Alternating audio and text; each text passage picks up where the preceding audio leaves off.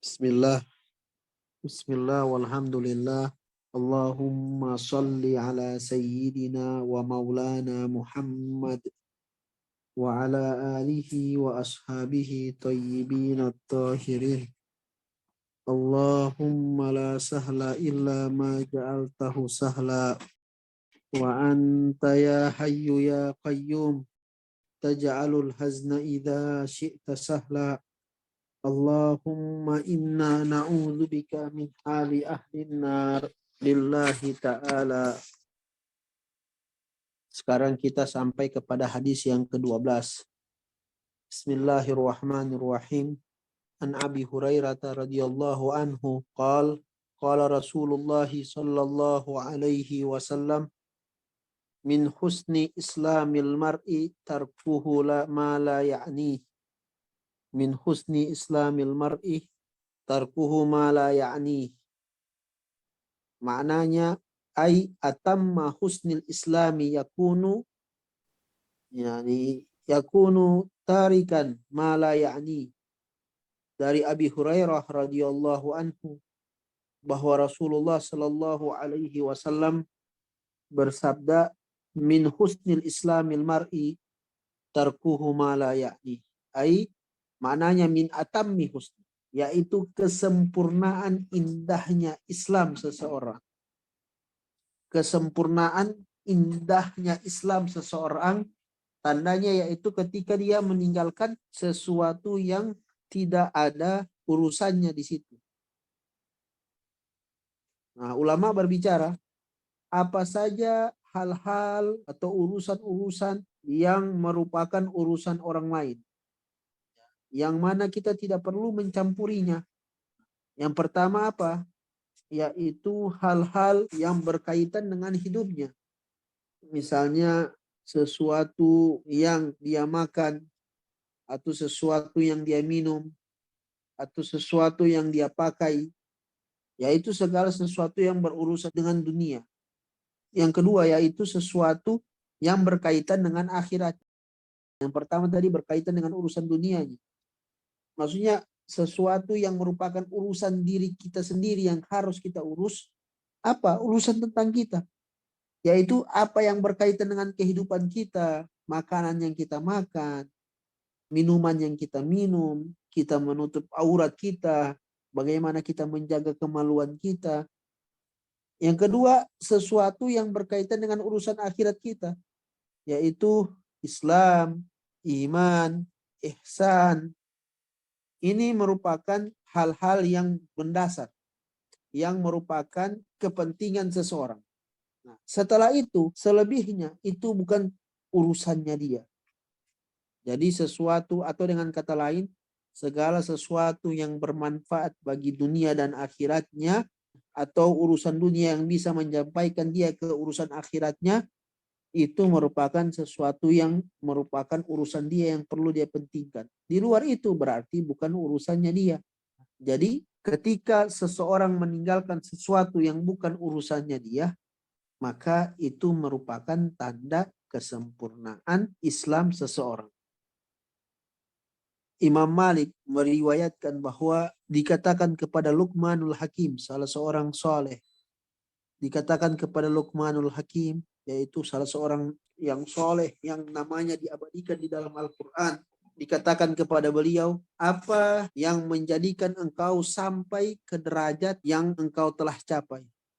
Kata beliau, sidqul hadis wa adaul amanati wa tarku ma la ya'nini. Kata beliau, sidqul hadis, yaitu berkata jujur, wa adaul amanah, dan menunaikan amanah. Yang ketiga, wa tarku ma la ya'nini, dan meninggalkan sesuatu yang bukan urusan kita. Nah, kemudian diriwayatkan dari Hasan Al-Basri bahwa beliau berkata, min alamati i'radillahi ta'ala 'anil abdi an yaj'ala syaglahu fi ma la ya'nih. Termasuk, kata Imam Al-Hasanul Basri, termasuk ciri-ciri seseorang itu bukan dalam keadaan diridhoi oleh Allah, Allah akan menjadikan dia sibuk dengan sesuatu yang bukan urusannya. Itu.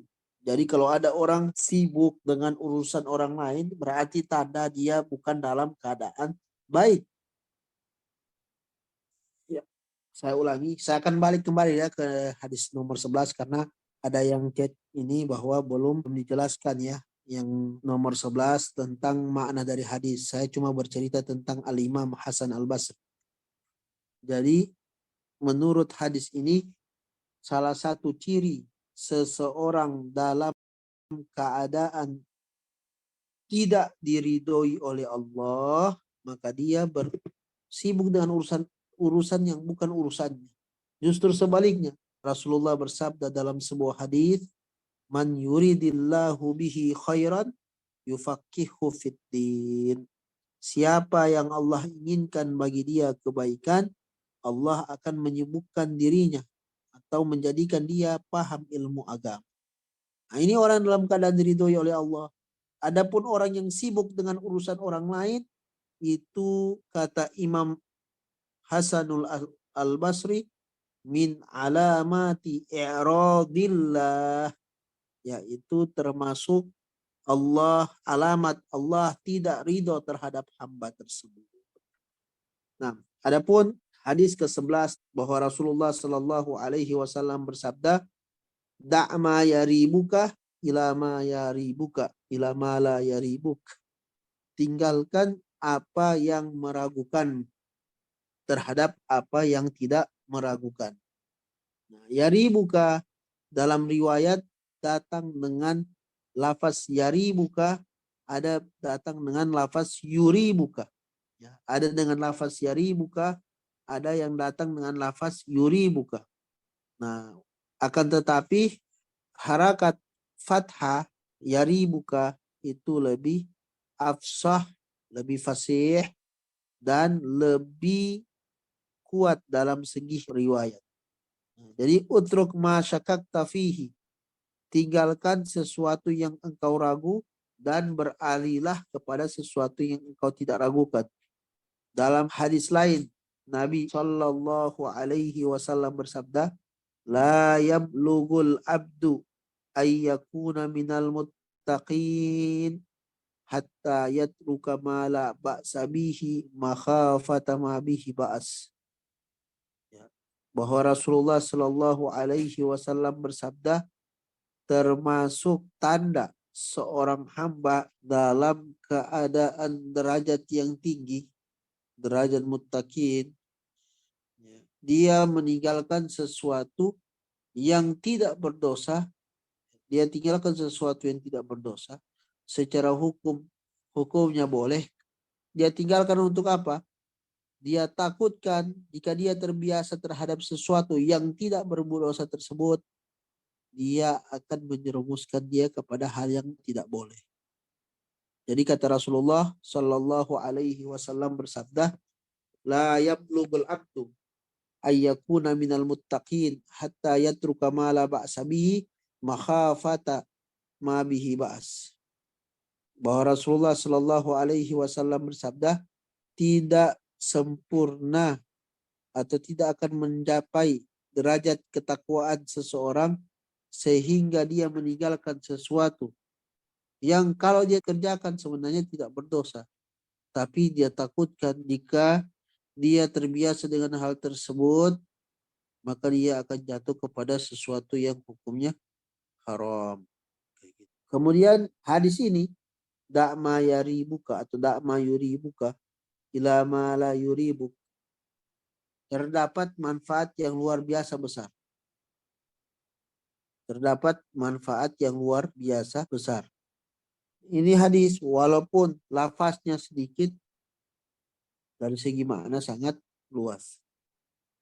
Hadis ini sangat membantu bagi seseorang yang terkena was-was. Terkadang orang ragu-ragu. Misalnya di tempat ini ada najis tidak? Dia ragu. Nah, ini hadis sebagai pengobat buat dia bahwa Rasulullah Shallallahu alaihi wasallam bersabda, "Da'ma yaribuka ila ma la yaribuk." Tinggalkan sesuatu yang engkau ragukan kepada sesuatu yang engkau yakin. Contoh misalnya kita tidak lihat di situ ada najis. Maka apa kita hukumi tempat tersebut? Kita hukumi tempat itu suci. Jangan dihukumi najis karena kita ragu apakah ada najis atau tidak misalnya. Hukum dasarnya suci. Jadi apa? An-najasatu la tuhkamu bisyak. Bahwa najis itu tidak dihukumi dengan keraguan. Karena syaitan itu kadang datang dengan was-was. Tugasnya apa? Dia ingin mengganggu seseorang supaya dia tidak merasakan kenikmatan ibadah. Ya, sehingga dia masuk dengan apa? Dengan was-was tadi itu. Sholatmu tidak sah, misalnya. Wudumu tidak benar. Atau jangan-jangan tempat sholatmu ada najis. Padahal tidak ada. Hadis ini sebagai dalil atau asas atau dasar orang mengambil suatu hukum. Bahwa kalau ada kita ragu di antara dua hal, kita mengambil yang pasti. Misalnya tentang rakaat sholat 3 atau 4. Yang pasti apa? 3. Kita tinggalkan yang ragu-ragu. Seperti itu. Jadi apakah hadis ini umum? Iya. Bukan terkhusus dalam satu urusan. Kata Nabi, tinggalkan sesuatu yang meragukanmu terhadap sesuatu yang tidak meragukanmu. Kita tutup dengan tahlil kemudian salat. La ilaha illallah. Allahumma salli ala sayyidina Muhammad wa ala alihi wa sahbihi wa sallim walhamdulillahi rabbil alamin. Assalamualaikum.